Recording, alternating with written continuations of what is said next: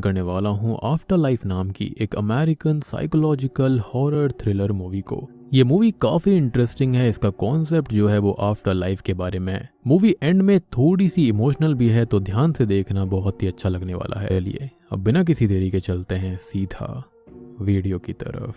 तो मूवी की शुरुआत में हम एलियट नाम के एक मोर्टिशियन को देख पाते हैं जो कि एक डेड बॉडी को तैयार कर रहा था। वो यही काम किया करता था ताकि मरते टाइम लोग अपने फ्यूनरल पर अच्छे से अच्छे दिख पाएं। साथ ही साथ वो उनसे बात भी किया करता था, जो कि काफी वियर्ड होता है। खैर अभी के टाइम पर वो जल्दी से बॉडी को तैयार करके उसकी फोटो खींचता है। वहीं दूसरी तरफ हम एना नाम की एक लड़की को देख पाते हैं जो कि अपने बॉयफ्रेंड पॉल के साथ इंटीमेट हो रही थी। लेकिन तभी हम एना को देखते हैं जिसकी हालत देखकर पता चल रहा था कि वो अपनी लाइफ में बहुत ही ज्यादा दुखी है और वो जिंदगी में हो रही चीजों से सेटिस्फाइड नहीं थी। तभी पॉल बीच में रुक जाता है और उसके इस बिहेवियर का रीजन पूछता है। लेकिन एना बिना कुछ बोले ही बस बाथरूम में जाती है और शावर लेने लगती है, जिस दौरान हम उसकी नाक से खून आता हुआ देख पाते हैं। मे बी उसे शायद कोई बीमारी होगी जिस वजह से ये सब हो रहा था। खैर अभी के समय एना शावर लेने के बाद तैयार होकर स्कूल में चली जाती है जहाँ पर वो पढ़ाया करती थी। अब स्कूल में उसके पहुंचते ही वहां पर वो ये देखती है कि जैक नाम के एक लड़के को कुछ बच्चे परेशान कर रहे थे, जिसको देखकर एना तुरंत ही जैक को बचाती है और उससे बहुत ही अच्छे से बात करने लगती है। लेकिन जैक की बातों से हम ये जान पाते हैं कि असल में जैक ज्यादा किसी से बात नहीं करता और वो बहुत ही ज्यादा इंट्रोवर्ट है।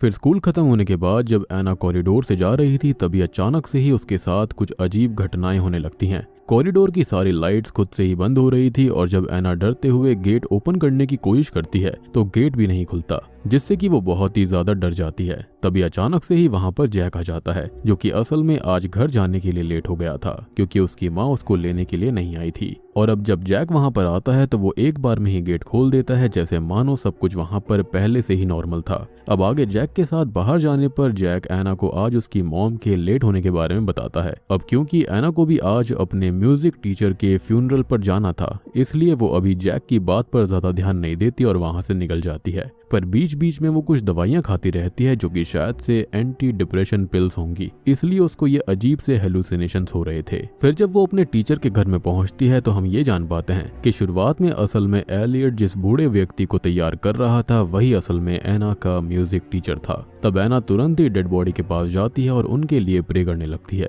लेकिन अचानक से ही उसे ऐसा लगता है जैसे उसके टीचर की डेड बॉडी उसकी तरफ देखकर स्माइल कर रही हो, जिसको देखकर वो बहुत ही ज्यादा डर जाती है और तुरंत ही बाहर चली जाती है और वो वापस से एंटी डिप्रेसेंट पिल्स ढूंढने लगती है। लेकिन वो उसे कहीं पर भी नहीं मिल रही थी और एलियट भी उसको ऐसे बिहेव करते हुए देख रहा था। खैर आज रात में एना पॉल से मिलने के लिए जाती है, जहां पर एना को पॉल से बात करके ये पता चलता है कि पॉल की शिकागो में एक बहुत ही अच्छी कंपनी में जॉब लग गई है और कुछ ही समय में वो वहां पर चला जाएगा। और ये जानकर एना को ये लगने लगता है कि शायद पॉल आज उससे ब्रेकअप करने के लिए वहां पर आया है। तब वो खुद से ही उसे उल्टा सीधा बोलती है और वहां से जाने लगती है। लेकिन पॉल उसको कुछ और समझाना चाहता था कि वो तो आज एना को वहां पर इसलिए लेकर आया ताकि वो उसको शादी के लिए प्रपोज कर सके। लेकिन एना उसकी कोई बात सुने बिना ही परेशान होकर बाहर चली जाती है और तब बाहर बहुत ही जोरों से बारिश हो रही थी। लेकिन एना अपनी कार में बैठकर वहां से स्पीड में कार भगाती हुई निकल जाती है, जिससे रास्ते में होता यह है कि उसकी कार का बहुत ही बुरी तरह से एक्सीडेंट हो जाता है।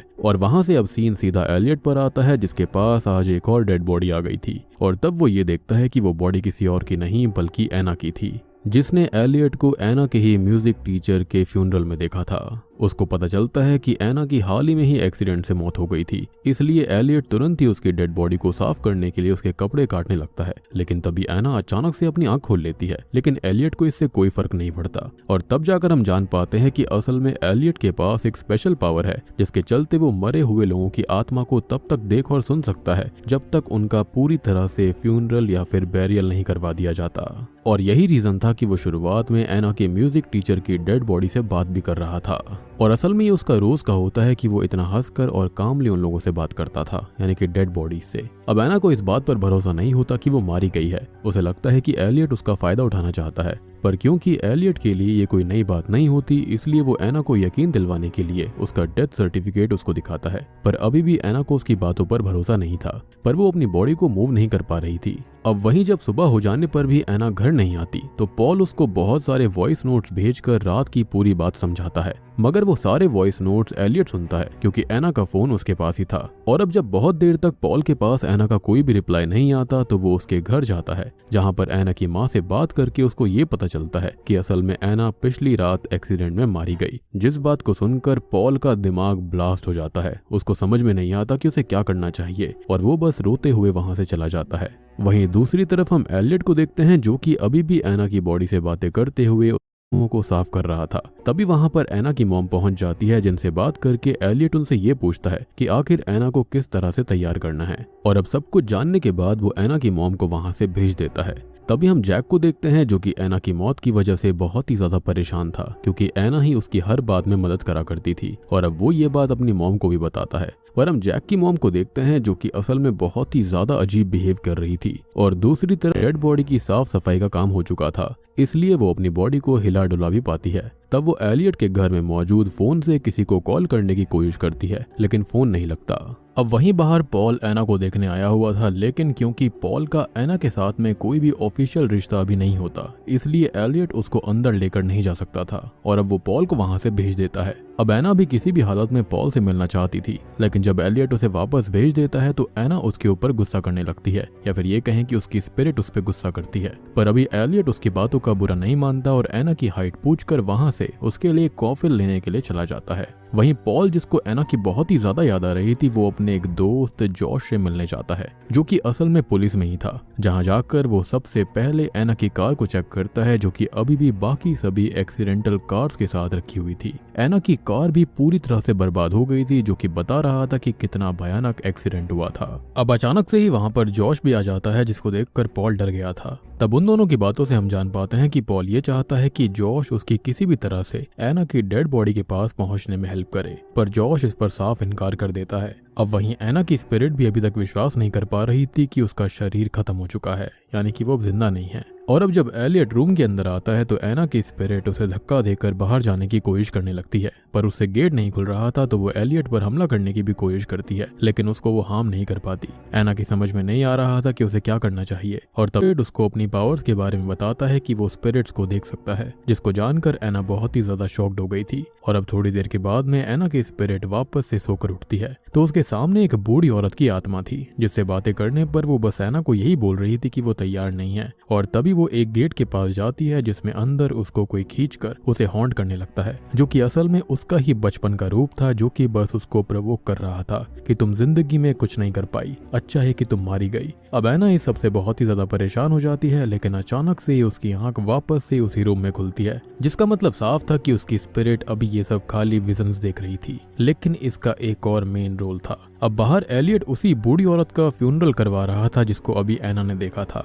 यानी कि उसकी स्पिरिट एना से आकर मिली थी। और तब जैक वहां पर पहुंच जाता है, जिसे लग रहा था कि अभी एना का फ्यूनरल चल रहा है। तब वहां पर एलियट उसको सब कुछ समझाता है और उसके अलावा वो उसको फ्यूनरल के बारे में काफी कुछ डिटेल में बता देता है, और इसका रीजन भी हमको आगे जानने को मिलेगा कि एलियट ने आखिर जैक को इतना सब क्यों बताया था। खैर आगे जब एलियट वापस से एना के पास जाता है, तब तक एना की स्पिरिट ने रूम के अंदर बहुत ही ज्यादा तोड़फोड़ मचा दी थी। उसको ये जिंदगी किसी नर्क की तरह लग रही होती है। साथ ही साथ उसे पॉल की भी बहुत याद आ रही थी। वहीं हम पॉल को भी देख पाते हैं, जिसे एना की यादें सता रही थी। तब वो अपना फेस वॉश करता है, लेकिन अचानक से ही उसके बाथरूम का शावर चालू हो जाता है और अब उसे शावर लेते हुए एना दिखाई देने लगती है, जो कि शावर लेते हुए अचानक से ही अपनी चेस्ट को फाड़कर अपना दिल बाहर निकाल देती है, जिसको देखकर पॉल बहुत डर गया था। लेकिन तभी अचानक से उसकी आंख खुल जाती है, यानी कि वो अभी तक सपना देख रहा था। अब वहीं एना की स्पिरिट किसी भी हालत में अब एलियट के पास से बाहर जाना चाहती थी, इसलिए वो सबसे पहले एलियट के कोट से उस चर्च की चाबियां निकाल लेती है। फिर जैसे ही एलियट बाहर जाता है तो एना भी तुरंत अपने रूम को खोलकर नीचे जाने लगती है।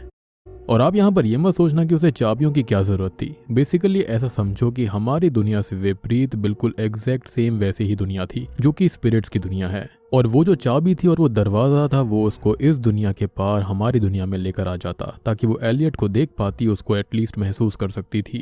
खैर वहीं एक शॉप पर जाने के बाद एलियट को भी चाबियों के गायब होने के बारे में पता चल गया था, इसलिए वो वापस जाने लगता है। और दूसरी तरफ एना की स्पिरिट पॉल को कॉल करने लगती है, जिसने बहुत ही ज्यादा ड्रिंक करी हुई थी। एना पॉल से मदद मांगती है कि वो उससे मिलना चाहती है, मगर पॉल, जो बस अभी एना को बहुत ही ज्यादा याद करने की वजह से उसको सुन पा रहा था, उसको लगता है कि शायद उसके दिमाग में ये सब चल रहा है या फिर कोई उसके साथ प्रैंक कर रहा होगा, इसलिए वो बस कॉल को काट देता है। अब इतने में ही वहाँ पर एलियट भी पहुँच जाता है, जिसको पता था कि अक्सर लोगों की स्पिरिट मरने के बाद ये सब हरकतें करती ही है। इसलिए वो बस वापस से एना को प्यार से समझाता है कि अगर तुम इस तरह से करोगी तो बस तुम अपने चाहने वालों को परेशान करने लगोगी, इसलिए तुम्हें ये सब नहीं करना चाहिए और इंसानों की दुनिया में नहीं आना चाहिए। मगर जब से पॉल ने एना की आवाज को सुना था, एना को ये लग रहा था कि वो अभी भी जिंदा है और डॉक्टर से कोई गलती हुई है। तब एलियट उसे मिरर के सामने जाने को कहता है और तब मिरर में खुद को देखकर एना को ना चाहते हुए भी यकीन करना पड़ता है कि वो मर गई है। तभी हम जैक को देखते हैं जो कि वापस से एना के डेड बॉडी को देखने के लिए चर्च के बाहर आ गया था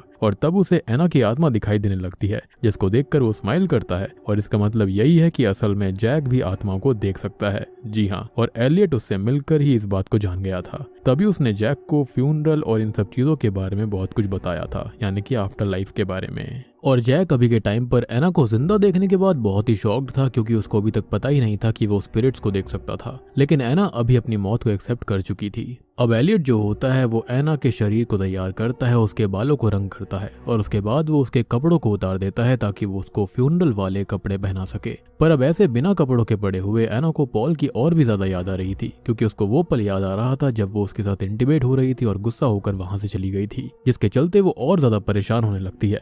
और यहाँ पर हम ये भी कह सकते हैं कि कई आत्माएं ऐसी होती हैं जो कि शरीर छोड़ने के बाद भी शारीरिक सुखों को नहीं छोड़ पाती हैं। पर तभी अचानक से ही एलियट के पास एक और डेड बॉडी आ जाती है, जो कि कुछ ही देर में होश में भी आने वाली थी, यानी कि उसकी स्पिरिट। और इसलिए उस बात का ध्यान करते हुए अभी एलियट एना को ऐसे ही छोड़ देता है और पहले उस बॉडी पर स्टिचेस लगाने लगता है ताकि वो डेड बॉडी खुद को ऐसे देखकर घबरा ना जाए। तब एना भी उसे ये सब करते हुए देखती है, जिसको देखकर एना को बहुत ही ज्यादा अजीब लग रहा था। वहीं पॉल अब एना का सामान लेने के लिए उसके स्कूल में चला जाता है, जहां से सामान लेने के बाद जब वो वापस आ रहा था तब जैक आकर उसे बताता है कि उसने एना को देखा है। लेकिन पॉल को लगता है कि जैक उसके साथ कोई भद्दा मजाक करने की कोशिश कर रहा है और इसलिए वो गुस्से में उसे चांटा मार देता है, जिससे जैक भी नीचे गिर पड़ता है। लेकिन अभी भी जैक पॉल को समझाने की कोशिश ही कर रहा था कि एना ने रेड ड्रेस पहनी हुई थी, लेकिन पॉल उसकी बातों पर भरोसा नहीं करता और वहां से रोता हुआ चला जाता है। पर जैक इस बात से बहुत ही ज्यादा परेशान हो गया था और इसलिए वो वापस से एलियट से मिलने के लिए जाता है। तब उससे बात करने के बाद जैक को भी क्लियर हो जाता है कि उसके पास कुछ अविश्वसनीय ताकतें हैं,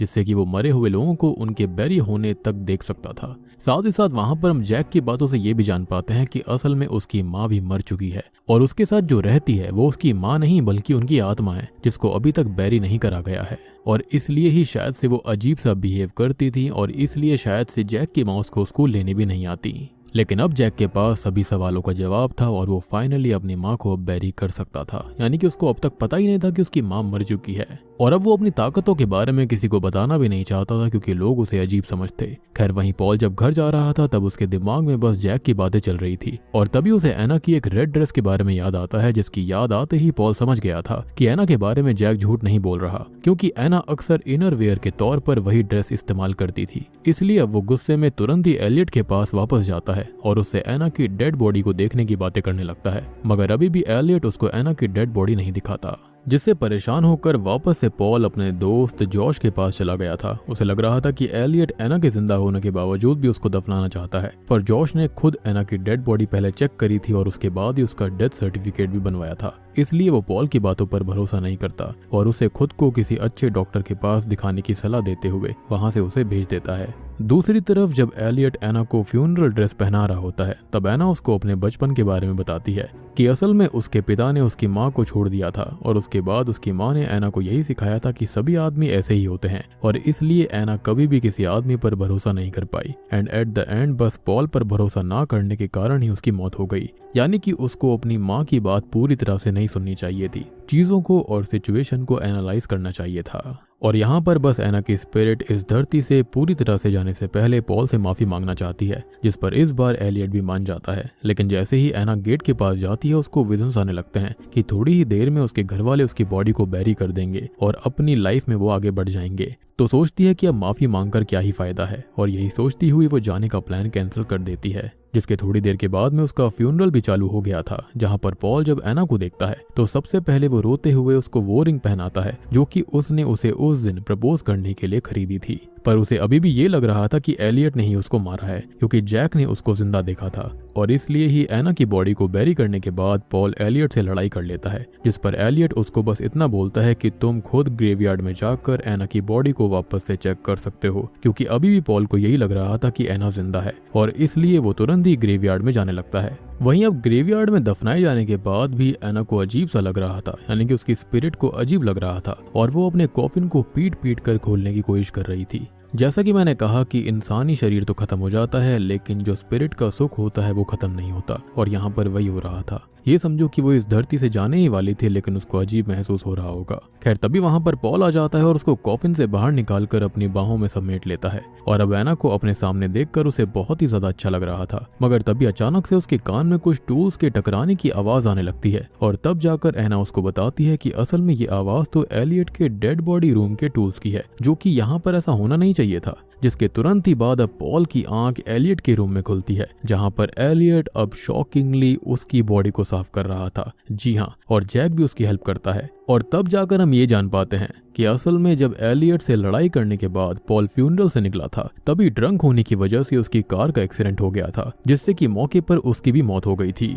और अब तक पॉल की स्पिरिट जो कुछ देख रही थी वो उसके वही विजन्स थे जो कि वो मरने से पहले करना चाहता था, जिसके बाद ही उसे होश आया। पर अभी पॉल को भी ये लगता है कि वो मरा नहीं है, जिस पर एलियट उसे ये बोलता है कि यहाँ पर आकर सब यही कहते हैं। और बूम, इसी के साथ में आफ्टर लाइफ मूवी यहीं पर खत्म हो जाती है। तो दोस्तों, ये थी आफ्टर लाइफ फिल्म की कहानी।